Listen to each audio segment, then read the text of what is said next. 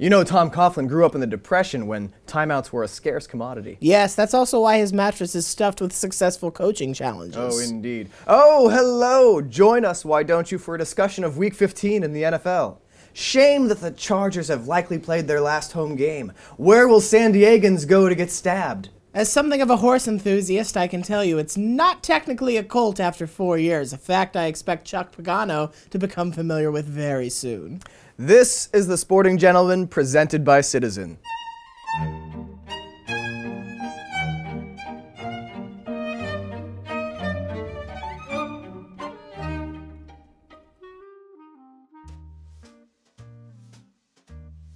Welcome to the Sporting Gentleman. I'm Matt Ufford, joined by my friend and part-time internet robber baron, Ryan Nanni.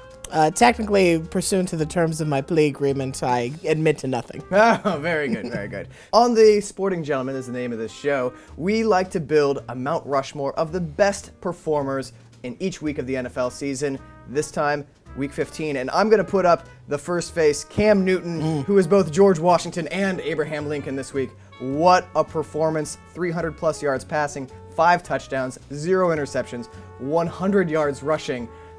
Mind-boggling numbers, and an NFL first across the board. Is there a convincing argument that he is not the MVP at this point in the season? Anyone who says otherwise is clearly discounting what he's done, because Russell Wilson has had a fantastic season, especially coming on late. Carson Palmer, been great since week 1, but what Cam Newton has done, especially since week 9, but really all season long for an undefeated Panthers team, is unparalleled. Absolutely, yeah.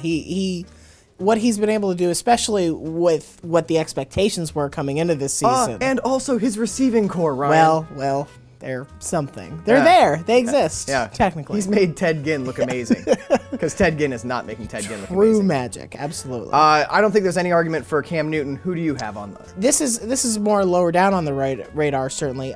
Rookie running back David Johnson just destroyed the Eagles on Sunday night. When people immediately call to mind your touchdown run as reminiscent of Marshawn Lynch, that's a good comparison. Yes, absolutely. I mean, he was great after contact. He did very well receiving the ball.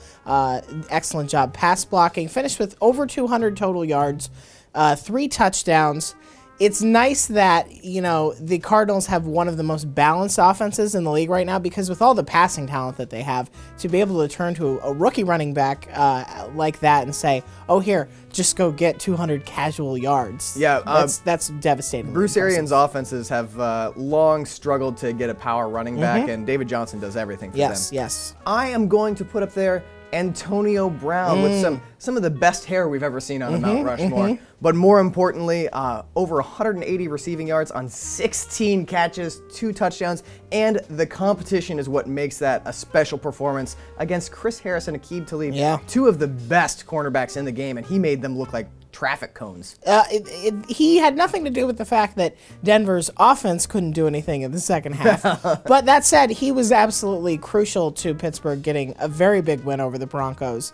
Just quietly going out and having another fantastic season. It feels like we don't talk about Antonio Brown enough, and years later we'll look back and say, oh right, he was amazing, and we didn't appreciate it. Finish up our wall, please. So there's a Teddy on Mount Rushmore. Let's put a Teddy of our own, Teddy Bridgewater, in this case. He has had kind of an up and down season, I would say, so far. If by up you mean a plateau, that is actually not a plateau, that's the wrong word, a plane. Sometimes the up is just getting up after being sacked. That counts. Yes. But he was fantastic in Minnesota's win over the Bears. Finished with 5 total touchdowns, 4 of them through the air, only 3 incompletions. I'm going to go out on a limb and say anytime you can have more passing touchdowns than incompletions, you had an excellent day. It took him 12 or 13 weeks to get to 8 touchdowns on the season, 8 passing touchdowns on the season. To have 4 in one day is a boom town for the Bears. Teddy Bridgewater. It's like a whole half of a season you get to play at once. So we have completed our Mount Rushmore for the week. I believe that means it is now time for our Halfwits of the week. Oh, that's the Half-wit gone. Brilliant. Ryan, who's your Half-wit of the week? I think we would be remiss if we did not acknowledge the brain-dead actions of one Odell Beckham Jr. Oh, my goodness. Obviously, kind of tried to make up for his 3 quarters of complete brainlessness and uselessness with 2 great catches, a 40-yarder and then a game-tying touchdown.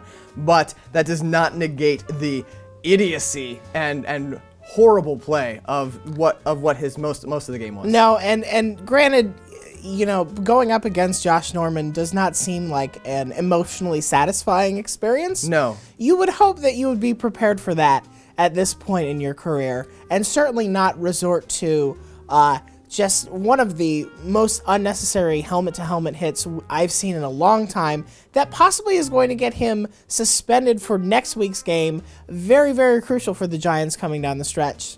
Shame on you, Odell. I am going to go a different direction for the Half-wit of the week, and I hate to do this. He's a good friend and neighbor of mine in Malibu, but Steve Harvey's performance on the Miss Universe pageant. Steve, I love you. You had one job. You had one job, and that was to read the winner of the Miss Universe pageant, and he got it wrong. I feel awkward just remembering this happened. I watched that last night, not live, of course, because I was watching the football game on Sunday Night Football. Right. But my God, I wanted to crawl out of my skin and hide my bones and meat attached to my body somewhere where Steve Harvey's influence couldn't touch me. I feel like Steve Harvey just lost his chance to be on the Joint Chiefs of Staff because, you know, you can't have somebody who'd be like, yes, the bombing order just came in. We're going with South Korea. Wait, no, that was incorrect. I gave you wrong information. I need to apologize to the people of South Korea. We were totally. I did not realize. Listen, look. You can look at the card. It says North Korea. Ally. It's his ally, South Korea. I apologize. Anyway, Steve, good luck. Good luck on the rehabilitation that you're going to have to go through. It's going to be a lot of episodes of Family Feud to hear that one. They make roughly $1 million a year, so he should be fine. I believe that concludes our episode of The Sporting Gentleman. Thanks, as always, to our friends at Citizen. And because it's the holidays, we won't be back next week. In fact, I'm taking 3 months off. How about you? I'm taking 5. All right. Enjoy your holidays. Make that money.